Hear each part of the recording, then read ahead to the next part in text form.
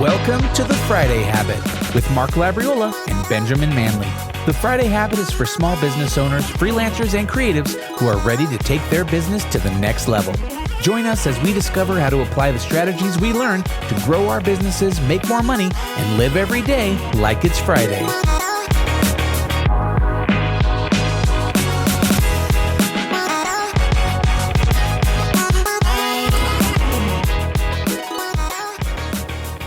That's right.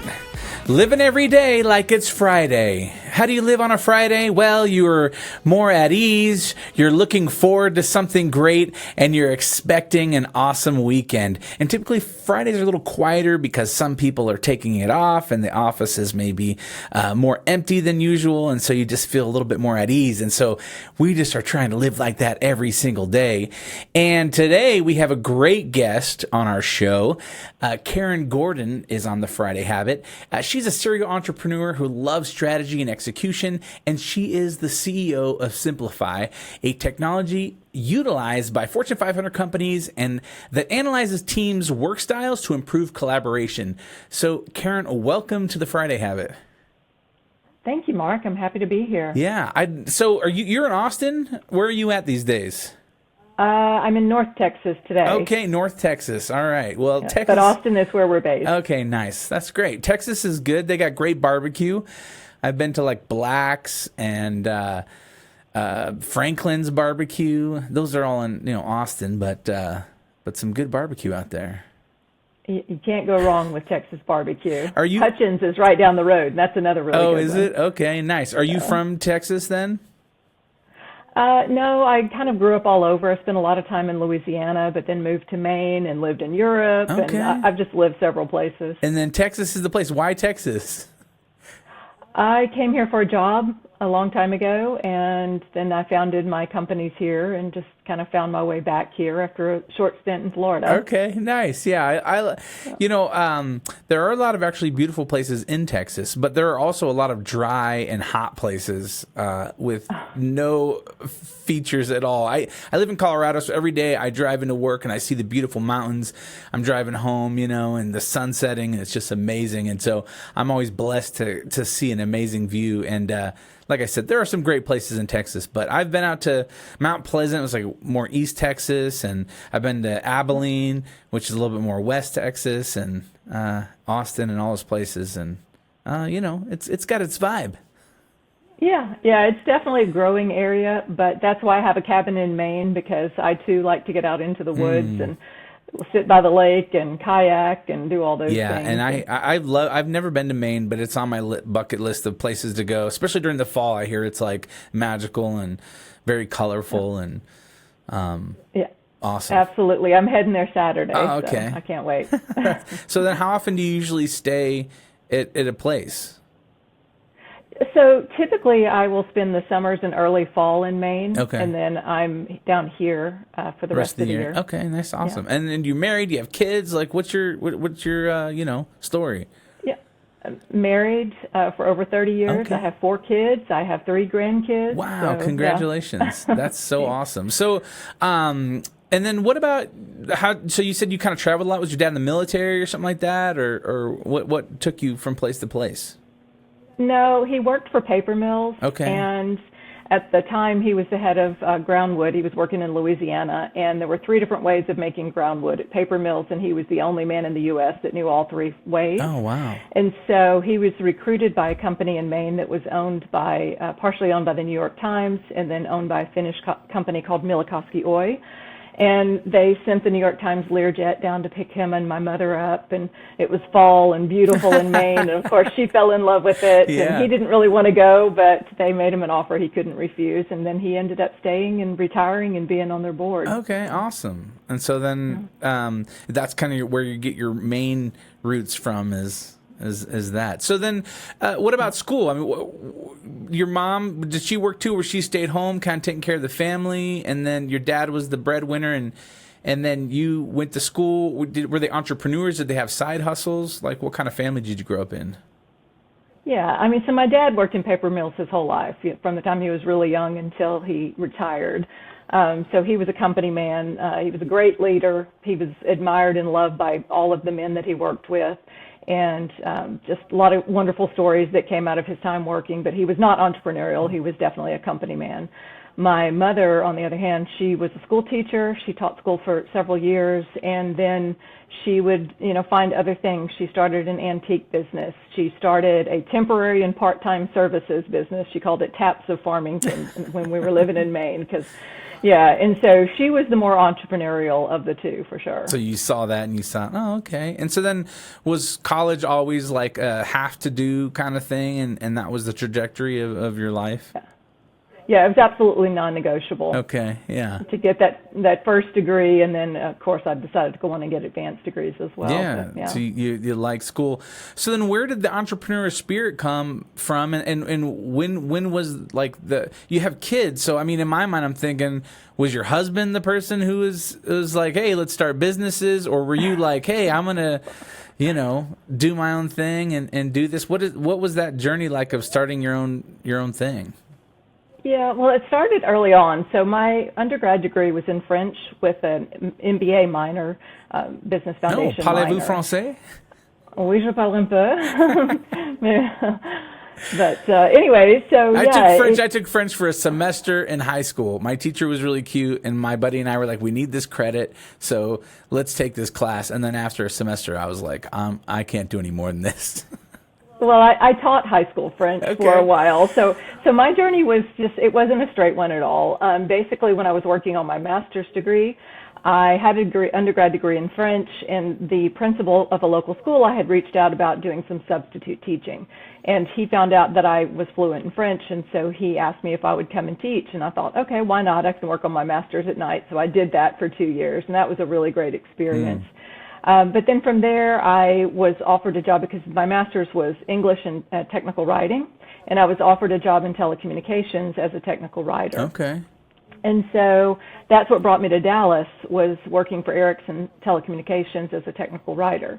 And I did that for a while, but then I got very interested in the technology, didn't have any kind of engineering background, but I was very curious about how everything worked, which led to me becoming a technical trainer. And so, although I didn't have those technical degrees, I was now teaching people who had technical degrees how to use the equipment. And so, isn't that how it goes? A lot of people go to school for something, but it's the person who's interned or did some sort of side hustle doing something that they learn more about it than the person going to school, and so then they have more of the knowledge. Right. And so it kind of went from technical writing to technical training, and then from there I took a product marketing role. And so that was probably my favorite role within another organization of all time, because I'm very, in our terminology, I'm very high explorer, high execute, so a big picture thinker who likes to get things done. Yeah. And so seeing opportunities, putting things together, being creative around putting together solutions is my passion. I love doing that. Yeah. And so I was able to do that. I was at Nortel at this time, and I was able to do that in this product marketing role because I was had been teaching cellular digital packetized data, which was like a precursor for 3G wireless. Right. It was like the first kind of data. And our customers, Sprint, Verizon, they didn't know what to do with this. They're like, okay, we gave them this backbone, but what do you do? And so my job was to go out and find vendors who were creating cool things to hang off of that data network and then bring the solutions together. So I love that. But then my husband took a job in Florida with another telecom company. Okay. And I decided to be a stay-at-home mom, and that lasted maybe 6 months. And then Nortel called me and they said, hey, I think it was Verizon, they want to take this course, but they only want to take it if you'll come back and teach it. And so I thought, okay, I can do that. I'll contract for a few weeks and I'll do that. And then that turned into another contract and another contract. And so ultimately, that led to me establishing my business. And I told my husband, who, he's a computer scientist. He's, in our terminology, high examine, high execute. So very safe, very careful, data-driven, methodical. So no, not the entrepreneurial type, but just very, never miss it. Like his checkbook is always done to the penny, that kind of individual. Detail-oriented. Yes, extremely. And so, no, he would have never done that. But what I told him was, because we had these kids, they were small at the time, I'm trying to get my business off the ground. His job was very demanding. His boss would come in and say, hey, go home and pack. You're going to Germany for 3 weeks. Oh, wow. And so then all of a sudden I'd be there with the kids in the business. And so I said, look, if I can bring in $1 million of contracts by the end of the year, and it's $500,000. I said, $500,000 by the end of the year, will you come and work for me? And he just laughed and he said, yeah, right. Sure. So 6 months into it, I called him and I said, you have to quit your job. And he's like, what are you talking about? And I said, I have $1 million worth of purchase orders. And he didn't believe me, but when he came home that night, I had him laid out on the table. Wow. And to his credit, he quit his job and he started working with me, and he's worked with me ever since. Oh, that is such a great story. And that's what an awesome opportunity for you guys to be able to work together, and build something together. Because, that gives you something to do as a team, and, ways to connect. And then instead of both you working on separate things and being in your own little worlds, you're kind of able to solve problems and do stuff together. How do you think that has been so how many years ago was that? That was in the 1990s. Okay. So it's been a few. That was the first company. Okay, yeah. So for a long time, you guys have been able to work together. How has that been as far as you hear a lot that it's hard to work with your spouse, or that it can be really difficult. What did you learn in that time, or what have you learned over the years working together?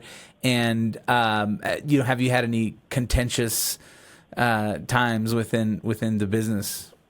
Yeah, so I'll talk about it pre-SimpliFive and post-SimpliFive, because SimpliFive is truly what saved our marriage. Oh, that's cool. So pre-SimpliFive, we didn't really understand kind of the differences. We knew that we showed up differently. We couldn't identify what it was, and it created a lot of friction, a lot of tension. A perfect example is Ed pulled me in his office one day and he said, why is it that when you have new ideas that you go to Russ or you go to Wes or you go to Sean, but you don't come to me? And I didn't have the terminology. I didn't really understand it, but I knew that there was a reason. And he was offended by the fact that I wasn't coming to him. It was kind of frustrating that I felt like I couldn't come to him.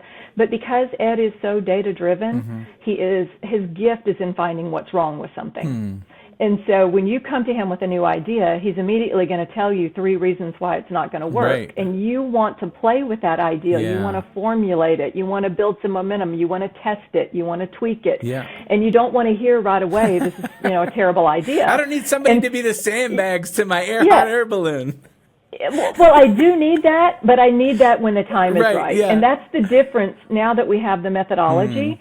Is because now we understand that, and he knows I'm going to come to him because it's really important that I do, but he also knows I'm not going to come to him day one. Yeah. Have you ever heard of the Enneagram at all? It's like a personality typing, that was one of the things, because my wife and I struggled with that too, because I was the dreamer, the visionary, the guy who's always has an idea or sees oh, we could do this and this. And then she was the kind of person that would look into a situation and see maybe the pitfalls or whatnot. And so for many years, we were always combative towards each other whenever, I had an idea or something like that. And we really just thought it was one of those things where it was we're just incompatible. This is just something that's just not meant to work. But when we discovered that, we found on the Enneagram, there's a number type 3, which is the achiever, and then 6, which is the loyalist. And some of the traits between those personalities are I would say opposite, but in the same way, they can be very complementary to one another.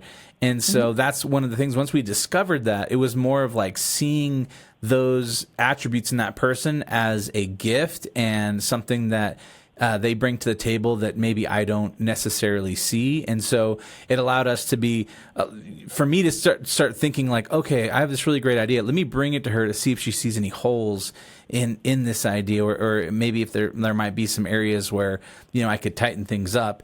And then on the same way that once she kind of understood that I wasn't just putting out all these things and thinking I was actually going to go do each and every one, but I just wanted to talk about them and brainstorm some stuff, then she could be a little bit more laid back about it and not so worried that I was going to make a rash decision, so. Yeah. Yeah, so that's really helpful. And so what we measure is not personality, but what we're measuring are your most efficient neural pathways. So what do you see first? Where do you lean in on any project or process? Where do you enjoy working? What are those things that give you energy versus those things that deplete your energy? And so it does start with an individual assessment that literally takes 3 minutes or less to complete. That's crazy. It took 10 years to get to the 3 minutes or less, but it's 3 minutes and or then less. you find, well, I want to get more into that in a little bit. But so then with this first business, so then was it one of those things where you just started getting contracts and then it was like, oh crap, I have a business here, or like more people want this service. I got to figure out like how to spin up an LLC and start hiring people and teaching and training. Like what exactly was the business? You said it was like training on this telecom stuff? Yeah, so telecommunications and data, it was technical training, technical documentation, and RF engineering ultimately. So I had RF engineers that would go out and they would do the footprints and, to make sure that your cell phone is going to hand off to the right tower at the right time. It was a telecom boom back then too. Yeah, absolutely. And we had 1,100% growth in 3 years. We went from 0 to 10 million within 3 years. I had 50 employees within 10 years. How do you even handle that kind of growth? I mean, it seems like, I feel like over the past, I started Brand Viva 8.5 years ago, and I've had really good upward growth. It's kind of been slow, but it's been really timely in the sense of I've learned a lot, and each year I grow and I learn from mistakes and stuff like that. It sounds like you just were like a rocket ship straight to the top. I mean, were there a lot of things within that time that you had to learn quickly and some mistakes that you made? Oh, of course, yeah, especially around people, which is why I was so drawn to what I do today, because it answered a lot of those questions that I had. I thought everybody thought like I did, going from idea to action, moving quickly, just getting things done, committing to things, looking at the big picture, understanding what we need to get done and why we need to get it done, what's going to make the customers happy. And so it took me a long time to realize that I was skipping some important steps. Yeah. And that because I was skipping important steps, that I was burning people out. And so, yes, it was a rocket ship. And it really grew substantially when we were brought into Nortel, when they had like 12 vendors they brought into a room, and it was kind of like being on Survivor. They said, there are 12 of you now, we want 2 or 3. We're trying to solve for Canada, for France, and for the U.S., so go off and form your alliances and come back with your proposals. Wow. And there were competitors in the room who had flown in on their private jets and, this is our contract to lose. We've got this one. That was kind of the attitude. They wouldn't talk to the little people in the room. And, we were a little upstart, but smart enough to find a good Canadian company and a good French company, and we came together and we won the contract. Wow. And so that's really was the thing. What did that feel like? Was that like just one of the best feelings in your life? Yes, and it was terrifying at the same time.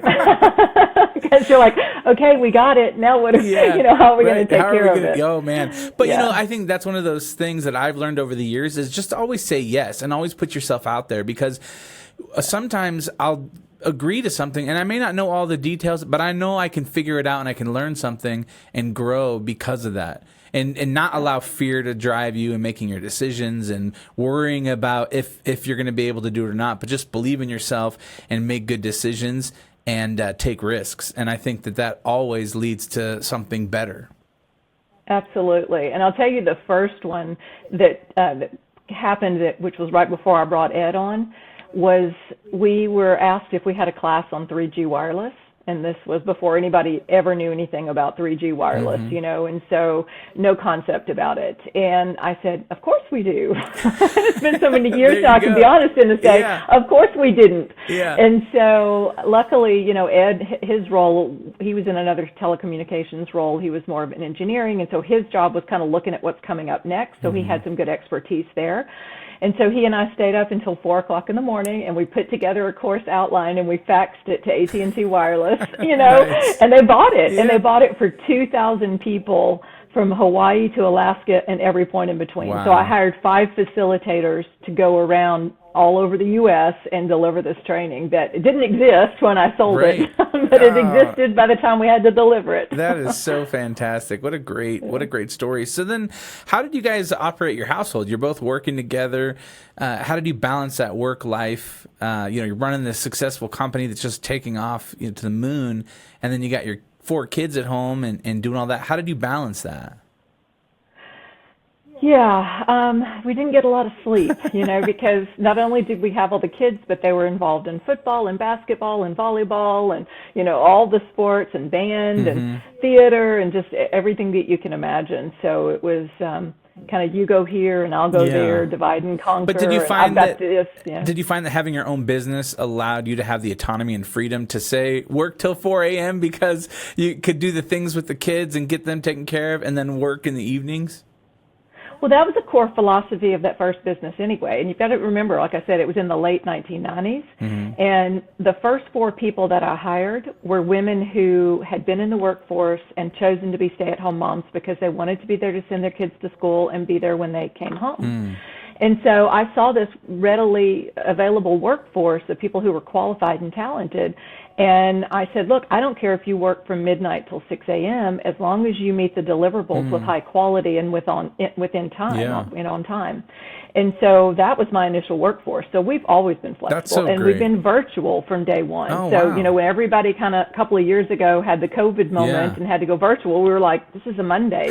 We do this. We've been doing this for 25 years. Right. So, oh, that's really cool. Yeah, and I think that's one of the things that it's really hard for a lot of traditional bosses to get over. It's just, for me, I always just try to, because I think my inclination is to monitor time, and to be like, are you on the clock? Are you doing, these things from this time to this time?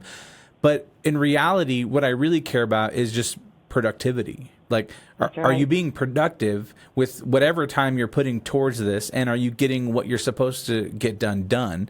And at the end of the day, that's really what's important to me. It's like, it's hard. It's like you have somebody on salary and it's like, okay, do I really need to have you work 40 hours a week if you can kind of do all the work that you need in 30 hours?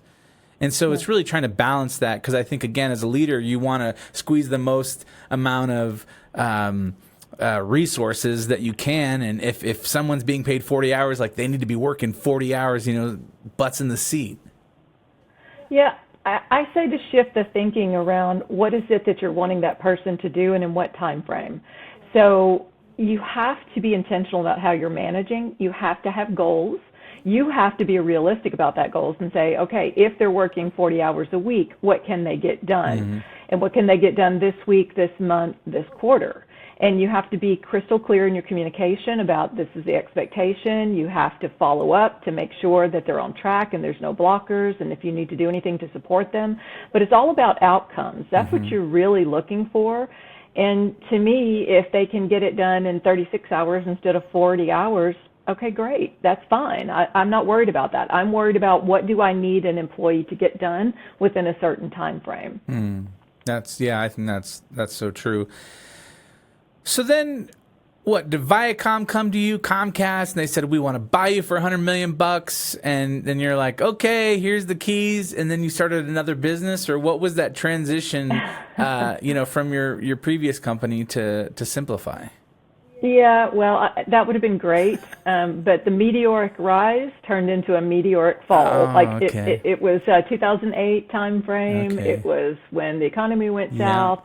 Our key customer went bankrupt, and so they were doing $1 million a month with us, and overnight it went from $1 million to $0. Wow. And so, I just kind of had to manage through all of that and then figure out what my next step was going to be. Wow. Okay. So then walk us through a little bit of that, because obviously that can be a huge ego destroyer, losing something like that.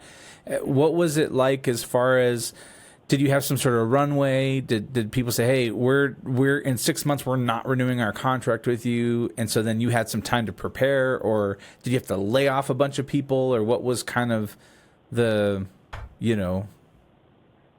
thing that happened during that time? Again, like with many things in life, I think it's all about perspective and attitude. No, we didn't have any warning. It was basically an overnight situation. But we also had cash reserves, and so we were able to keep people on until they found new opportunities. We were honest with everyone, and they all found opportunities, and so we did not have to just cut anyone at the last minute. So I'm very grateful for that. And as I look at it, I said, look, I can choose one of two things. I can be woe is me, I can't believe this happened, and I can just drown in my sorrows. Or I can be grateful. I can say, you know what, I had the experience. And I call it my $50 million failure because I brought in $50 million in revenue. I kept people employed. I took care of their families, and we had many years of successes. So the perspective that I choose to look at is this was not a failure. It didn't end the way that I wanted it to end, but it was a huge success, and that's what I take away. And those skills that I had that built that company are transferable. Yeah. And so now I have an opportunity to look at what do I want to do next? What was missing in that first opportunity? What would I do differently? What did I like about it? What did I not like about it? And I also had a lot of confidence in my abilities because I was like, okay, I've done it once, I can do it again. Right. So. Yeah. And so that kind of pulled you in to start brainstorming ideas for companies or things that you could do or things you can consult on, or how did that kind of start to evolve? Yeah, well, I just thought about what has come across my plate that was interesting to me that I feel like I could build a business out of. I had been exposed to 5 Dynamics, which is the core methodology behind our SimpliFive platform. And I really loved it because it answered a lot of questions for me around how I led, what I needed to do differently, what do the people on the team need from me, how do people show up, who compliments me like you talked about earlier versus who's just like me, and so it answered a lot of questions. And the gentleman that developed the methodology, he spent his entire life developing this methodology. Yeah. He was a social psychologist and learning diagnostician, didn't care about corporate America. What he cared about was getting people unstuck and helping them to understand, how they best learn, how they best collaborate and communicate. So can you walk us through a little bit of what that is? Like you said 5 Dynamics? Yes. Yeah. So can you kind of explain? I've never heard of that before, so I'm sure some of our audience would be interested. Is it like a test or something people can take nowadays, or what? Yeah. So 5 Dynamics, it's the core methodology that our business is built around. And so what it does is there are 5 measured dynamics, and again, what we're measuring are your most efficient neural pathways. If you think about any project or process, there are 4 common phases: explore, which is you have an idea, you see something others might not see, you're able to connect the seemingly disconnected. The second phase is, so basically you have the idea, you've got to get people on board with that idea. And we call that excite. People who are high in this energy, it's about they're connecting to people. What am I doing? What are others doing? Does everyone feel safe about doing this? Is this a good thing? So they're very focused on people. The third phase is all about creating that detailed plan. So those are the people like Ed, the high examines, those that are, detailed planners. They're great at looking at where you could go off the rails. They're looking at their data, their metrics, dotting their I's, crossing their T's. And then that fourth phase is around execution. So those people we are high in execute in our terminology. So again, 4 measured phases: explore, excite, examine, and execute. And the 5th dynamic is around evaluation. And so what we tend to do as humans is, just like I thought everybody was supposed to work like me, idea to action, explore to execute, you also tend to measure success and satisfaction from your lens. So did we have the right idea and did we get it done on time? But what we teach people is you also need to say, were people happy about the process? Would they want to work with you again? Did you have good planning? Did everyone understand what their role was? Were things on time and within budget? So you have to evaluate from all 4 of the previous dynamics.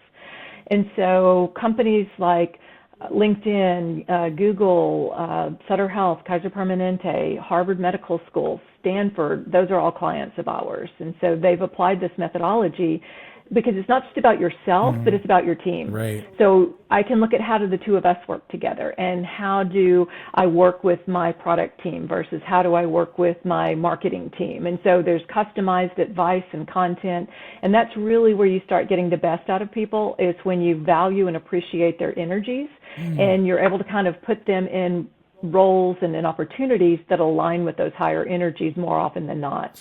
Yeah, it seems. We've had a few conversations lately, kind of around leadership and teams. It definitely seems like something that is very on point right now. Do you think that there's a focus on this because of kind of what we've gone through over the past 4 years of COVID, and there's more of a spotlight maybe on leaders and having to lead in different ways than they have traditionally? And then there's more of a spotlight on employees. And so it's trying to figure out, like, are you the right person for this company or this team? Are you on the right bus? Like, what do you think's going on that this is so prevalent right now and so relevant? Yeah, I think that water cooler management went away. You know, you're no longer able to have the conversations by the water cooler. You're not able to pop into someone's office. And so you really needed to get to know the people that you're working with at a deeper level. And so what we say is you go from 0 to 60 in 3 minutes instead of 6 months, which is what it normally takes you when you're in an office with someone. Now let's go virtual with everyone, and it takes even longer if you don't have those opportunities to make those other connections outside of Zoom calls or, you know, those types of meetings that are taking place. And so I think that it just made people realize how important it was to get people to work together and collaborate and, you know, row the boat towards a common goal and to achieve something together. And to do that, you have to understand at a deeper level who's on your team, and you have to allow them to lean into their strengths. But at the same time, challenge them to work outside of their strengths sometime as well, because just like with my husband, he's very low in that second dynamic, which is excite. And I'll tell him, it's not your get out of jail free card. You still have to be nice to me. You still have to make an effort, right? So it's not about just saying, well, I only do this, and so don't talk to me about those things. But it's saying, I recognize, just like with me in that first role, I recognize now that spending time in that excite dynamic and getting people on board and engaged is just as important as having that great idea.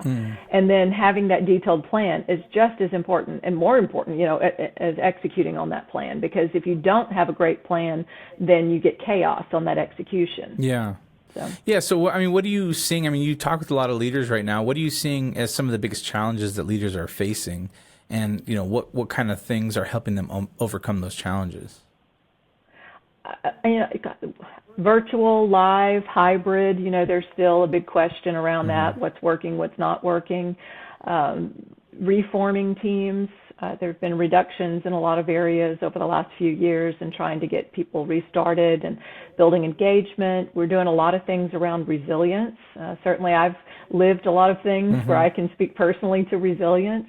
We're talking about failure and failing forward and, you know, making sure that we learn from those failures. And it's not about mistakes, but it's about taking chances, especially if you're a startup company, an entrepreneurial company, a young company. You have to take chances to find that perfect fit. It's not going to happen just off the bat with most people.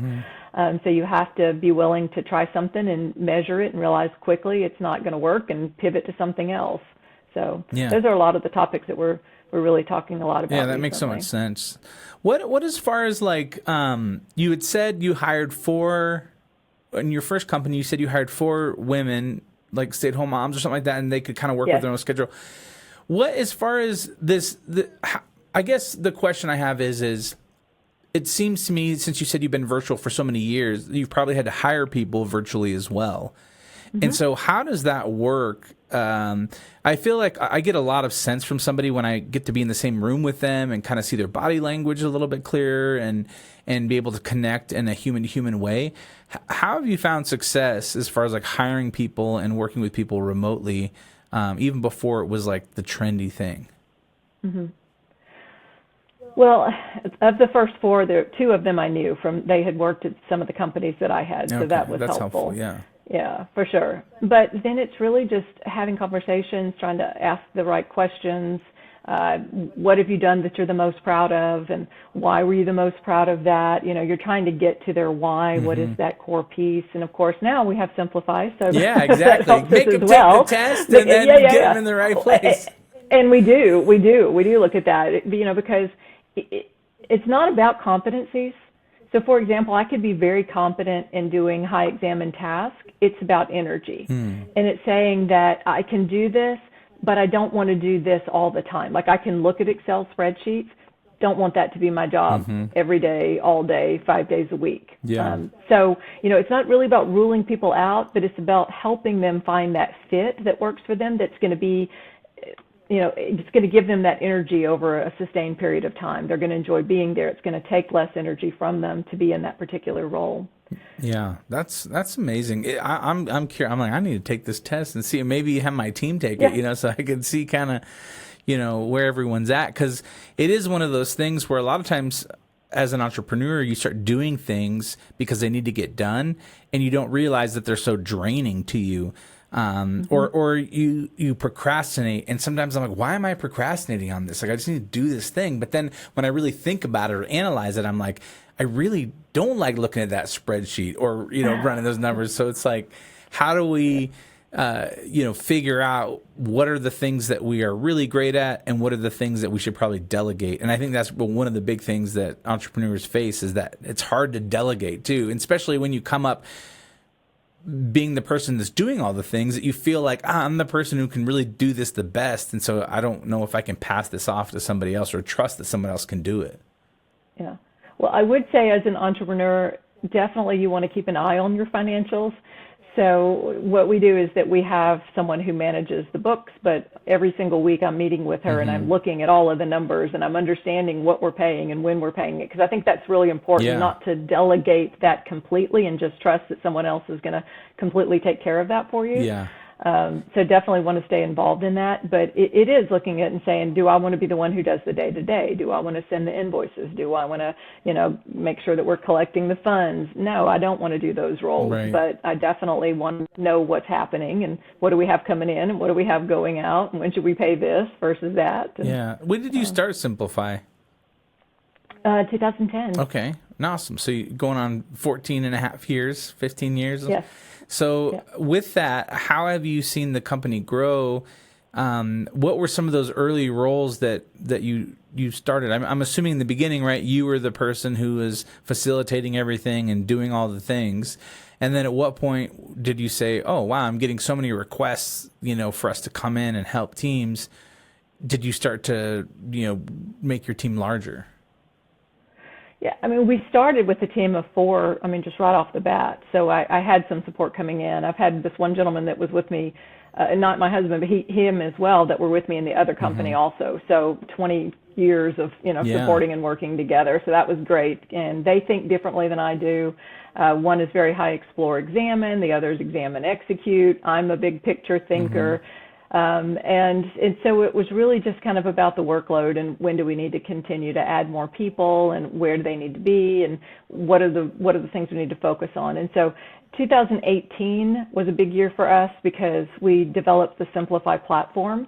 It had been kind of an older, clunkier technology, but people still loved us. Right. Customers still called us and, wanted the technology. They loved the content that we had developed, but we put it in a better package and we made it easier to use and easier to find what you're looking for. And we're still continuing to evolve that. Yeah. The majority of our costs are around product development. Nice. Still to this day. That's awesome. So what do you see next? What do you hope to achieve? You're hoping to grow SimpliFive and then sell it for the $100 million to Google or Facebook or LinkedIn's going to buy you and then you're going to move on and do something else, or are you in a good place? Do you feel like it's like more of a lifestyle business now, or what's your plans? Yeah, no, it's never been about being a lifestyle business, and it's certainly not about, having something for my kids to inherit. It's about building the business and then having that exit at the end of the day.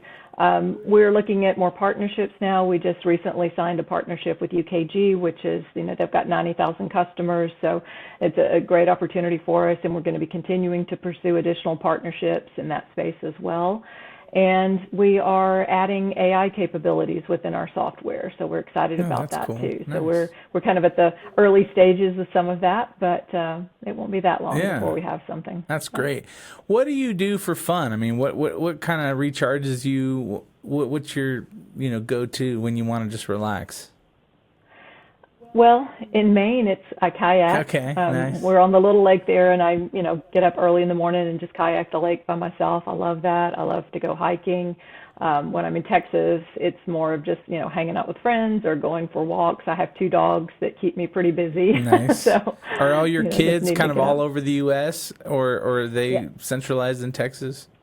Yeah, 2 in Texas, 1 in Louisiana, 1 in New York City. Okay. So that keeps you busy too. Are your grandkids local there in Texas? 1 in Texas, 2 in Louisiana. Okay. So you kind of can go back and forth. Right. Yeah, that's awesome. And then when are you going to write your book? When's? I already hear it. I can tell you got a good book inside you. Yeah, I've started. I have a few drafts of some different Okay, things. good. I actually have my problem is I have a couple of different ones that I want to write, and so it's like I'll do a little bit of work on one and a little bit of work on the other. That's that high explore, you know. I Yeah. can't stay focused on one thing. Right. I'm all over the place. Nice. That's awesome. Well, hey, thank you so much for coming on the show. If people wanted to connect with you, kind of hear more about you, or even work with you, where's the best place to do that at? Yeah, so LinkedIn, you can find me under Karen Wright Gordon, so WRIGHT, and SimpliFi.com. You'll find all kinds of information about the company at SimpliFi.com, which is SIMPLI and the number 5.com. And I'm just Karen at SimpliFi.com. Awesome. Well, hey, thanks so much for hanging out with us and sharing your story and your knowledge. And I wish you the best and look forward to connecting with you again once you write those books. Thank you, Mark. Yeah. I appreciate it. Well, hey, thank you for listening to The Friday Habit. If you go to thefridayhabit.com, you can find our show notes for this episode. You can also find links to our websites and ways to get in touch. And at the bottom of the page, you can download our guide to the Friday Habit system that'll show you how to set aside one full day each week dedicated to working on your business instead of always in your business. Don't forget to send us an email at hello@thefridayhabit if you got any questions or guests you'd like to recommend. And until next time, remember, live every day like it's Friday.